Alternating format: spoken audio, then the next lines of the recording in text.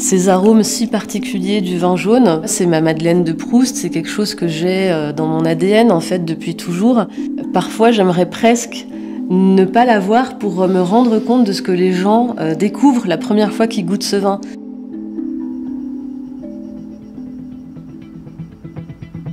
C'est un domaine qui n'est pas si ancien que ça. Alors la cave où on est date du XVIe, mais par contre le domaine Berthet-Bondet en tant que tel, il a été créé par mon père en 1985. Mon père ne savait pas trop vers quoi se diriger et en fait l'idée d'être vigneron est venue un peu sur le tard. Et une fois qu'il a eu cette idée, il s'est intéressé au Jura et notamment à Château-Chalon parce qu'il connaissait déjà le fameux vin jaune de Château-Chalon et il a eu cette opportunité de venir s'installer ici.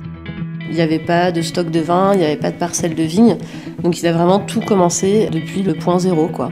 Et c'est vrai qu'avec l'âge, avec les années, le vin m'intéressait de plus en plus, et donc je suis un petit peu rentrée comme ça, petit à petit, dans son univers, dans l'univers des vins du Jura. Et voilà, l'idée a fait son chemin et je me suis lancée à 30 ans. Le vin jaune, il est élaboré avec un cépage qui s'appelle le savagnin, donc c'est un cépage blanc. Et ce savagnin n'est cultivé que dans le Jura. Et la grande particularité des vins jaunes, c'est que ce sont des vins qui sont élevés sous voile de levure, c'est-à-dire c'est un élevage oxydatif qui consiste à ne pas entièrement compléter le tonneau en fait.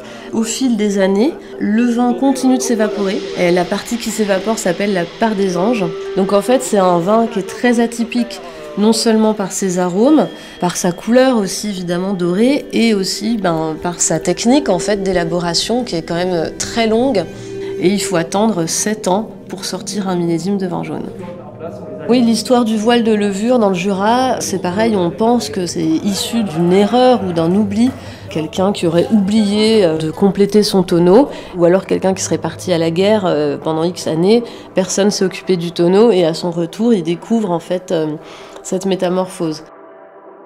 C'est des arômes qu'on n'a pas l'habitude en fait de trouver dans les vins, notamment des arômes de noix, des arômes de champignons, sous-bois. C'est vraiment comme si on découvrait une nouvelle planète, donc il ne faut pas se référer à quelque chose qu'on connaît déjà. Parfois, les gens, la première fois, n'aiment pas, mais s'ils sont suffisamment curieux, ils y reviennent et au bout de quelques années, en général, ils sont conquis. Autant on a des connaisseurs qui boivent du vin jaune depuis 30 ans, autant on a le touriste lambda qui débarque ici et qui n'y connaît absolument rien et où il faut vraiment bien expliquer les choses pour que les gens repartent en ayant compris un petit peu de quoi il s'agit.